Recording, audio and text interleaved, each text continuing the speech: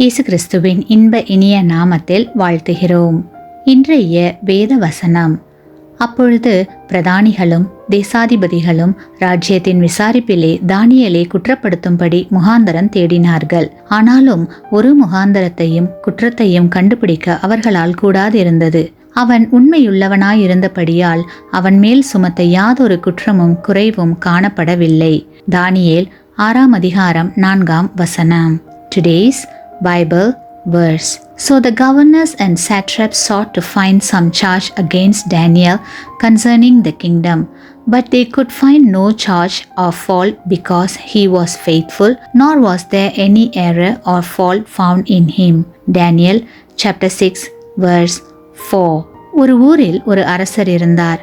அவருக்கு மிகவும் பிரியமான மந்திரி ஒருவரும் இருந்தார். இந்த மந்திரி கடின உழைப்பால் உயர்ந்து மந்திரியானவர். இதை மற்ற அலுவலர்களால் பொறுத்து கொள்ள முடியவில்லை. ஒரு நாள் மந்திரிக்கு எதிரானவர்கள் அரசரிடம் வந்து, அரசே, இந்த மந்திரி எங்கே போனாலும் தன்னோடு கூட ஒரு பெட்டியை கொண்டு போகிறார். அதிலே வைரங்களையும் பொற்காசுகளையும் எடுத்துச் செல்கிறார். வீட்டிலே வைத்தால் கள்ளர்கள் கொண்டு போய் விடுவார்கள் என்கிற பயம். அரசே, நீர் பவனி வரும்போது கூட இப்படிப்பட்ட பொக்கிஷங்களை எடுத்து செல்லுவதில்லையே என்று கோல் மூட்டினார்கள். ஆகவே மந்திரி பிரயாணம் செய்யும் போது ஒரு நாள் அரசர் திடீரென்று குறுக்கே வந்து, இந்த பெட்டியை திறவும், இதில் என்ன இருக்கிறது என்பதை நான் பார்க்க வேண்டும் என்று கூறினார். உடனே மந்திரி மிகவும் அடக்கத்துடன், நீங்கள் என்னை மந்திரியாக ஏற்றுக்கொள்ளும் முன்னே மகா ஏழ்மையான நிலையில் இருந்தேன். அதை நான் மறந்துவிடக் கூடாது என்பதற்காக முன்பு உடுத்தி இருந்த பழைய கந்தல் உடையை இந்த பெட்டிக்குள் வைத்திருக்கிறேன், பாருங்கள் என்று சொல்லி பெட்டியை திறந்து காட்டினார். அந்த கந்தல் துணியை பார்த்ததும் அரசருக்கு தூக்கி வாரி போட்டது.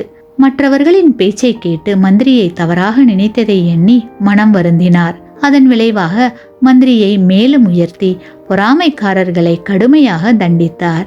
கிறிஸ்துவுக்குள் பிரியமானவர்களே, நம்முடைய வாழ்க்கையில் தேவனுக்கு முன்பாக தாழ்மையோடும் குற்றமற்றவர்களாகவும் வாழும்போது அவர் நம்மை உயர்த்துவதற்கு வல்லவராக இருக்கின்றார்.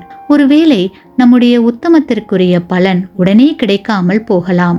பொறாமைக்காரர்களால் அவமானம் அடையலாம். சோர்ந்து போக வேண்டாம். மாறாக உத்தமத்தில் உறுதியாக இருப்போம். அதற்குரிய பலன் நிச்சயம் கிடைக்கும். தேவனாகிய இயேசு கிறிஸ்து வரும்போது நமக்கான பலனை கொண்டு வருவார். ஆமேன். நீங்கள் பெற்ற இந்த ஆசீர்வாதத்தை மற்றவர்களோடு பகிர்ந்து கொள்ளுங்கள்.